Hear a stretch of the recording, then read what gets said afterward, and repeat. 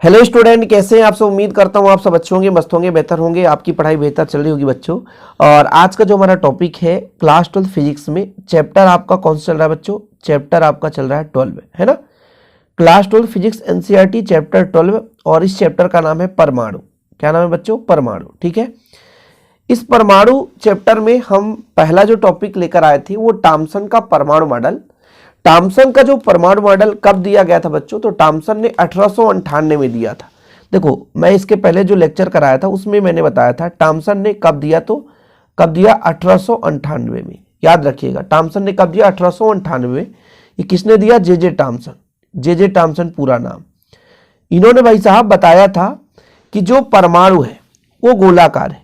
ठीक है, क्या है? गोलाकार है और इसमें इसका द्रव्यमान समान रूप से वितरित रहता है। धन आवेश और द्रव्यमान समान रूप से वितरित रहता है और बीच बीच में इलेक्ट्रॉन धंसे होते हैं। ये किसने बताया था? थॉम्सन ने बताया कि बीच बीच में जिस प्रकार से तरबूज के बीच में गूदे में उसके बीज धंसे रहते हैं उसी प्रकार से परमाणु के बीच में इलेक्ट्रॉन धंसे होते हैं। लेकिन इन्होंने ये 1898 में, मैं 1900 लिख दिया भाई, 1898 याद रखिएगा। ठीक है, ये कब दिया था भाई? 1898 में जे थॉम्सन ने दिया था। इसलिए ऑब्जेक्टिव क्वेश्चन में आता है कि परमाणु मॉडल सबसे पहले किसने दिया था? तो थॉम्सन ने दिया था। इसके बाद रदरफोर्ड साहब और उनके कुछ सहयोगियों ने अपना एक मॉडल प्रस्तुत किया जिसे हम रदरफोर्ड का परमाणु मॉडल कहते हैं। तो रदरफोर्ड के परमाणु मॉडल में बच्चों, रदरफोर्ड का परमाणु मॉडल, इसके मॉडल से क्वेश्चन हमेशा पूछा जाता है और आप लोग हो सकता है तैयार भी कर लिए होंगे। तो 1911 में इन्होंने अपना मॉडल प्रस्तुत किया। रदरफोर्ड तो थे ही, इनके अन्य सहयोगी थे। एक एच गाइगर, क्या? एच गाइगर थे। ठीक है, और ई मार्सडन, जिनमें से प्रमुख नाम है मार्सडन। देखिए, मेन रूप से रदरफोर्ड का रोल था लेकिन इनके सहयोगी थे। ठीक है, मतलब जो भी सिद्धांत दे रहे थे वो रदरफोर्ड, उनके अनुसार इनका ये अनुसरण कर रहे थे गाइगर और मार्सडन। इसलिए तो रदरफोर्ड के परमाणु मॉडल को गाइगर मार्सडन प्रयोग भी जाना जाता है। गाइगर मार्सडन प्रयोग, यानी रदरफोर्ड जो थे इनके निर्देशन का काम कर रहे थे। 1911 में अर्नेस्ट रदरफोर्ड गाइगर और मार्सडन के निर्देशन का कार्य कर रहे थे, निर्देश दे रहे थे तुम लोग ऐसा करो। तो भाई साहब इन्होंने क्या कहा? रदरफोर्ड साहब ने, पूरा डायग्राम बनाऊंगा और फिर आपको समझाऊंगा कि यदि एक कांच का बॉक्स ले लिया जाए, ठीक है, एक कांच का बॉक्स ले लिया जाए, रेडियो एक्टिव पदार्थ में जो किरणें हैं वो हमेशा स्वतः ही निकलता रहता है, सबको पता है। एक बॉक्स में एक रेडियो एक्टिव पदार्थ रख दिया जाए, जैसे यहां पर हम बिस्मथ रख देते हैं। ठीक है, तो यहां पर मैंने रेडियो एक्टिव पदार्थ रख दिया। अब यहां से जो अल्फा कण है वो तीव्र वेग से निकलेगा, इसलिए इस बॉक्स में एक छोटा सा छिद्र रखा गया, बिंदु ओ यहां पर हम दे सकते हैं। इसके छिद्र में हम ओ दे देते हैं कि एक छिद्र है छोटा सा ओ। यहां से अल्फा कण निकला, यदि रेडियो एक्टिव पदार्थ है वहां से अल्फा कण स्वतः ही निकलती रहती है, यह माना जाता है। तो इन्होंने अपने प्रयोग में एक बॉक्स में क्या रखा? एक रेडियो एक्टिव पदार्थ बिस्मथ को रख दिया और देखा कि एक भाई इसमें से अल्फा कण निकला, तो एक छोटा सा छिद्र रख दिए कि इससे हम अल्फा कण तीव्र वेग से निकलते हुए देख सकते हैं। और इसके बाद इसको संकीर्ण बनाने के लिए, किरण पुंज के रूप में प्राप्त करने के लिए लेड की 2 ईंटें यहां पर मान लेते हैं कुछ, यहां पे इस प्रकार से लेड यानी सीसा, ताकि संकीर्ण यहां से अल्फा कण जाए, इधर उधर भटके नहीं, तो सीधा जाएगा। कुछ इस प्रकार से बना दिया गया। इसको हम D1 बोलते हैं और ये D2 बोल दिए। तो ये हमारा लेड की ईंटें हैं, इससे गुजारेंगे अल्फा कण, जिससे संकीर्ण के रूप में जाए, अत्यंत पतला है ना, अत्यंत पतला ये संकीर्ण हमने यहां से बना लिया। अब ये आगे इसके एक स्वर्ण पात्र रखा गया। स्वर्ण पात्र मतलब पतली पन्नी। स्वर्ण पात्र कहीं पे लिखा मिल जाएगा, या तो स्वर्ण पन्नी मिल जाएगा कहीं पे लिखा हुआ, ये हमारा स्वर्ण पन्नी है। इस पर बौछार किया गया अल्फा कण को सीधा स्वर्ण के पात्र में, जिसकी मोटाई बहुत ही कम है बच्चों, जिसकी मोटाई बहुत ही कम है। ठीक है, तो इस पर बौछार किया गया और जब बौछार किया गया तो प्रकाश किरण यहां पर टकराएगी, तो कुछ तो मान लीजिए पार कर जाएगी, कुछ तो हो सकता है भैया बहुत कम मात्रा में कुछ प्रकीर्णित हो जाए, है ना, इस प्रकार से यहां पे थीटा कोण बनाते हुए, और फिर इसके सामने एक पर्दा रख दिया गया कि भाई इसका प्रतिबिंब कहीं कहीं पे बनेगा, तब तो हमें पता चलेगा कि हाँ यार कुछ घटनाएं हो रही है कि नहीं हो रही है। और फिर इसके माध्यम से हम कहां कहां ये किरणें पहुंच रही हैं, ये हमारा स्वर्ण पात्र था, तो कहां कहां इनकी किरणें, तो यहां पर एक देखने के लिए सूक्ष्मदर्शी की व्यवस्था कर दिया गया। सूक्ष्मदर्शी का मतलब ये होता है बच्चों कि सूक्ष्म चीजों को हम देख पाते हैं, तो ये सूक्ष्मदर्शी है, ये सूक्ष्मदर्शी है आपका।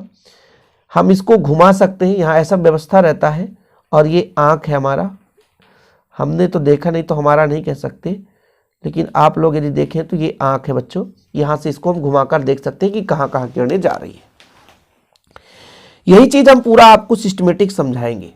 हमने क्या कहा कि सन 1911 में रदरफोर्ड के मतलब एक प्रकार से मार्गदर्शन से एच गाइगर ई मार्सडन ने इस प्रयोग को प्रस्तुत किया, और उनके प्रयोग में क्या किया कि भाई सबसे पहले रेडियो एक्टिव पदार्थ को एक शीशे के बॉक्स में रख दिया, और बॉक्स के छिद्र ओ में से अल्फा कण तीव्र वेग से निकलती है। यहां पर देखिए अल्फा कण तीव्र वेग से निकलती है, और इस अल्फा कण को लेड की दो ईंटें हैं बच्चों, ये D1 और D2 है, लेड के दो ईंटें हैं D1 और D2।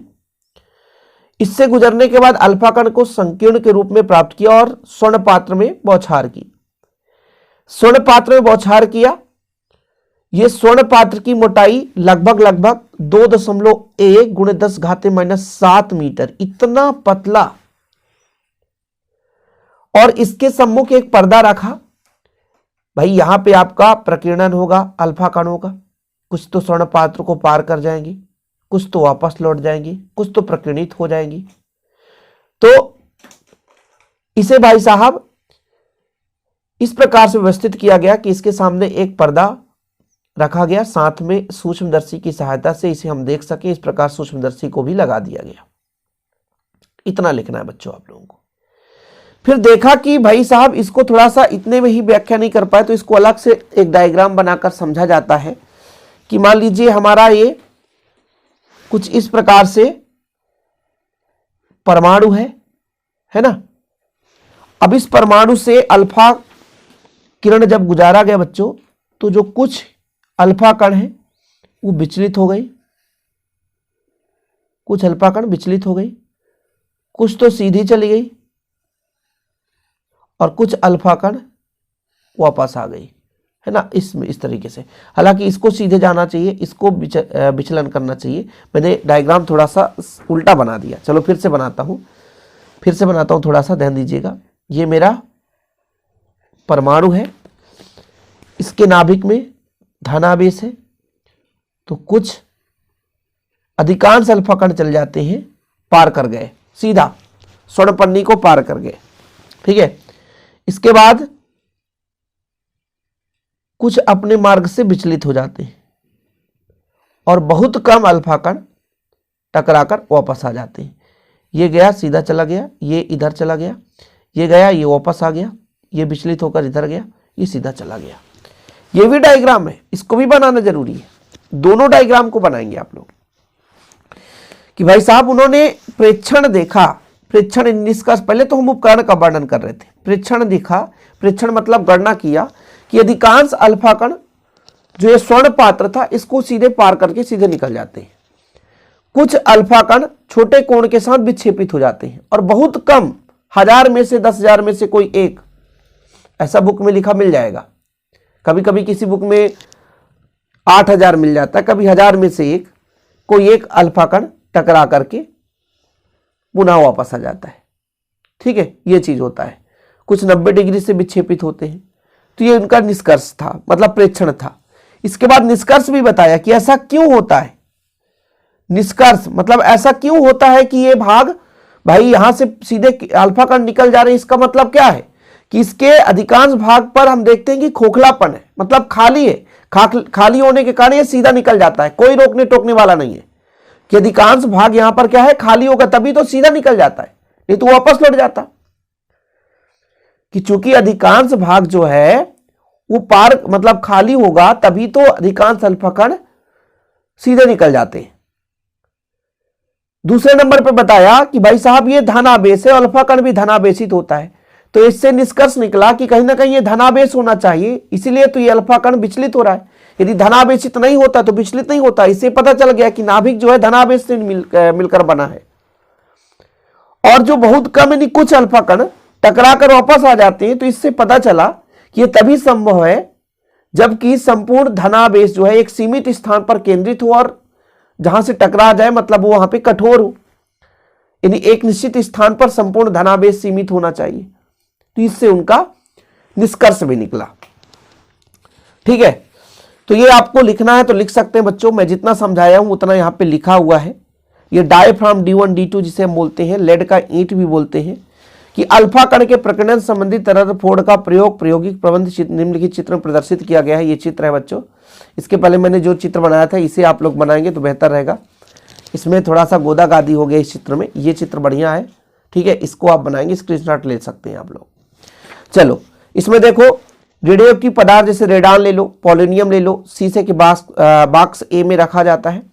इस बॉक्स के छिद्र ओ में से अल्फा कण तीव्र वेग से निकलते हैं। डायफ्राम D1 और D2 में से गुजरने के बाद अल्फा कण संकीर्ण किरण पुंज के रूप में पतली स्वर्ण पन्नी जी पर आपतित होता है। स्वर्ण पन्नी की मोटाई लगभग 10⁻⁻6 सेंटीमीटर होती है। प्रकीर्णित अल्फा कणों को एक पर्दे एस पर डाला जाता है जिस पर जिंक सल्फाइड की तह चढ़ी होती है। अल्फा कण इस पर्दे से टकराकर प्रस्फुरण उत्पन्न करते हैं। इस प्रस्फुरण को सूक्ष्मदर्शी यंत्र की सहायता से देखा जा सकता है। ये इतना आपको लिखना है तो लिख सकते हैं। प्रेक्षण में उन्होंने क्या देखा? देखा ये कि अधिकांश अल्फा कण पन्नी को सीधा पार कर निकल जाती है।